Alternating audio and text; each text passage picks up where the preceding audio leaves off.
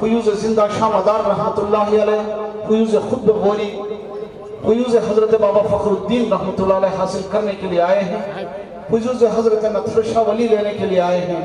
میں ان تمام کا استقبال کرتے ہوئے غائبانہ طور پر آپ تمام کے گلوں میں رحمتوں کے ہار ہیں، رحمتوں کا نزول ہے آپ کے ساتھ۔ آج کی یہ بزم نورانی ہے، آ کر دیکھو۔ دیکھیے سر ہلانے سے کام نہیں چلے گا، میں چاہتا ہوں کہ ذرا چھوٹی سی زبان جو پروردگار نے ہمارے منہ میں رکھی ہے، ہم اسے بھی تھوڑی سی جنبش اور حرکت دیں گے انشاءاللہ العزیز۔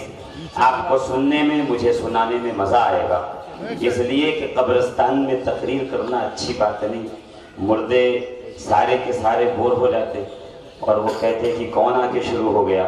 زندوں کی محفل میں ہوں، ہم زندہ، ہمارے نبی زندہ، ہمارا خدا زندہ، ہمارا ولی زندہ، ہمارا مدار زندہ، ہمارے شہید زندہ۔ ایسے نہیں، پیچھے والے ہاتھ باندھ کر بیٹھو۔ نعرہ تکبیر، نعرہ رسالت، محمد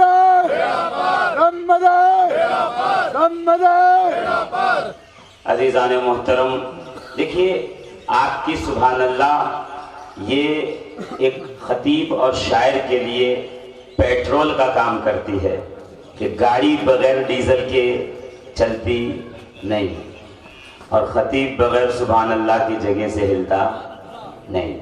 تو میں چاہتا ہوں کہ آپ اپنی سبحان اللہ کی چھڑکاؤ کرتے رہیں تاکہ ہمیں پتہ چلے کہ جو ہم یہاں سے اپلائی کر رہے ہیں وہ آپ کے سینوں پہ جا کے کنیکٹ ہو رہا ہے۔ اس لیے کہ ایسی پیاری محفل، دو نسبتیں، ایک 17ویں کی اور ایک 11ویں۔ 17ویں کی نسبت بدیع الملت والدین، شمس العارفین، شمس الافلاق، حامل مقام سمدیت، سیدنا احمد بدیع الدین زندہ شاہ مدار رضی اللہ تبارک و تعالی عنہ کی ہے۔ 17 مدار کی، 11 غوث پاک کی۔ اچھا 11 اور 17 کے درمیان گیپ کتنے کا ہے پتہ ہے آپ کو؟ نہیں، یہ ہے 11، یہ ہے 17، بیچ میں کتنا ہے؟ 12، 13، 14، 15، 16، بیچ میں 5 کی نسبت ہے، یعنی 11 میں 5 ملاؤ تو 17 ہو جائیں گے۔ بولو نا، 11 میں 5 ملاؤ گے تو 17 کے پاس پہنچو گے، اور 17 سے 5 ہٹا دو گے تو 11 کے پاس پہنچو گے۔ معلوم یہ ہوا ہم ادھر پہ بھی ہیں تو بھی پنجتن والے ہیں، ہم ادھر پہ بھی ہیں تو بھی پنجتن والے ہیں۔ نہیں ایسا دھیرے سے نہیں، میں نعرہ لگاتا ہوں، دیکھو نعرہ کیسے لگایا جاتا ہے۔ نعرہ تکبیر۔ اچھا یہ کس نے بتایا آپ کو کہ نعرہ ہاتھ باندھ کے لگانا چاہیے؟ یہ کسی نے بتا دیا ہو تو غلط فہمی دور کر لیں۔ نعرہ ہاتھ باندھ کے نہیں لگایا جاتا، نعرہ ہاتھ کھول کے بلند کر کے لگایا جاتا ہے۔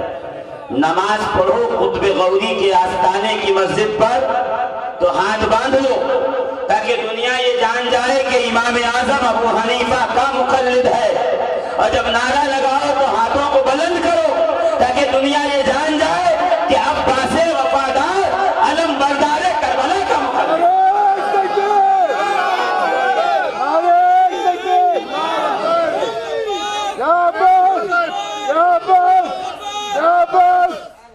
اب میں نعرہ لگاؤں گا، میں دیکھتا ہوں کتنے لوگ ذرا میرے ساتھ ہوش و حواس میں اور فکر عباس میں نعرہ لگاتے ہیں، تاکہ میں تقریر شروع، میری عادت ہے میں پہلے 2-4 بال ڈال کے دیکھتا ہوں کہ پچ کے اوپر پیس کتنی ہے، رفتار کتنی ہے، ٹرن کتنی لے رہی ہے، اور جب میں اس کی پیمائش ناپ لیتا ہوں پھر خطاب شروع کرتا ہوں۔ عزیزان محترم، کل میں سرکار سرکارہ سیدنا احمد بدیع الدین زندہ شاہ مدار، زندہ ولی مدار العالمین، قطب العارفین، فرد الافراد، سید الافراد، سید العارفین، سلطان الاولیاء سیدنا احمد بدیع الدین کے دربار گوہربار کے سامنے، گنبد کے سامنے حاضر تھا۔ اور آج خوش نصیبی یہ ہے کہ ان کے پوتے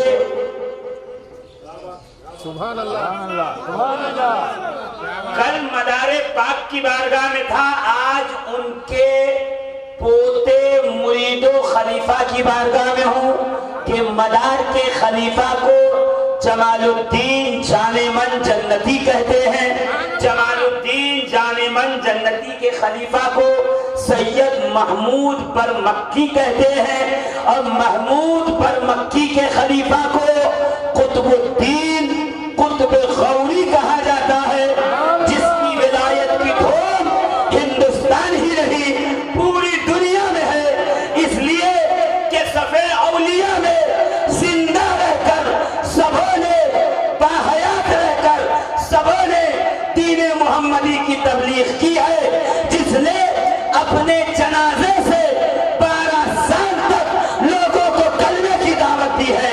صف اولیاء میں وہ قطب غوری کے علاوہ اور کوئی نہیں۔ اللہ اکبر اللہ اکبر یا خدا یا خدا یا خدا یا خدا بیڑا پر بیڑا پر بیڑا پر یا علی یا علی۔ اچھا قطب کہتے کس کو ہیں؟ یہ تھوڑا دھیرے چلوں گا۔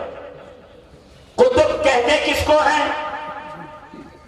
قطب اولیاء کی فہرست میں کس مقام، کس ڈگنیٹی، کس ڈیزگنیشن کو کہا جاتا ہے؟ میں بتاؤں تو شاید میری بات رد ہو، علامہ و مولانا اور مفتی بتائیں تو شاید بات رد ہو، مگر جب امام اعظم ثانی، فقیہ وقت، مجتہد عصر، علامہ ابن عابدین شامی، جس کو پڑھے بغیر کوئی مولوی نہیں ہو سکتا، کوئی مفتی نہیں ہو سکتا، کوئی قاضی نہیں ہو سکتا، علامہ ابن عابدین شامی اپنے بنچ آف رسائل یعنی مجموعہ رسائل میں اپنے رسالہ نمبر 2، رسالے کا نام ہے اجابت الخوص، اس کے صفحہ نمبر 16 پہ قطب کی تعریف کرتے ہوئے کہتے ہیں کہ قطب ایسے ہی سمجھیے کہ جیسے پرانے زمانے میں میری مائیں، میری دادیاں، پردادیاں ہاتھوں سے چکی چلاتی تھی، اس وقت یہ الیکٹریکل چکی نہیں تھی، کہ چکی کا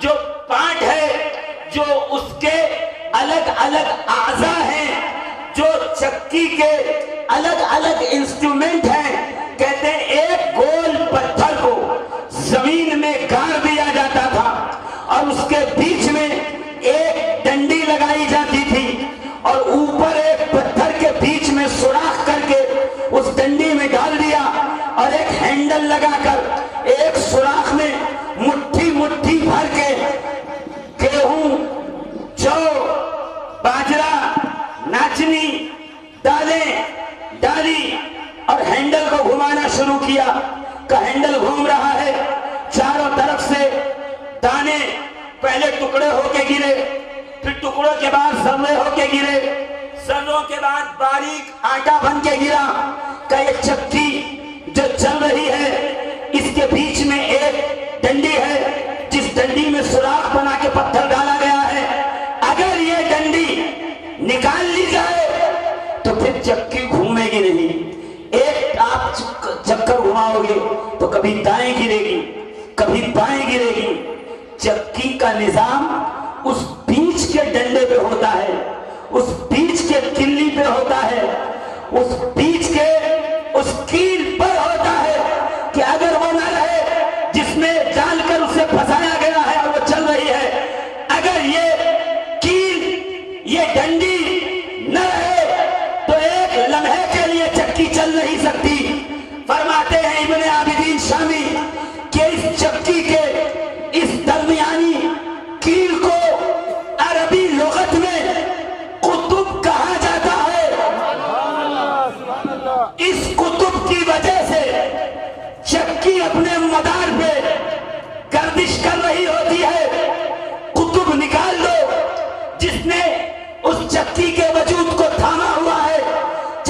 کوئی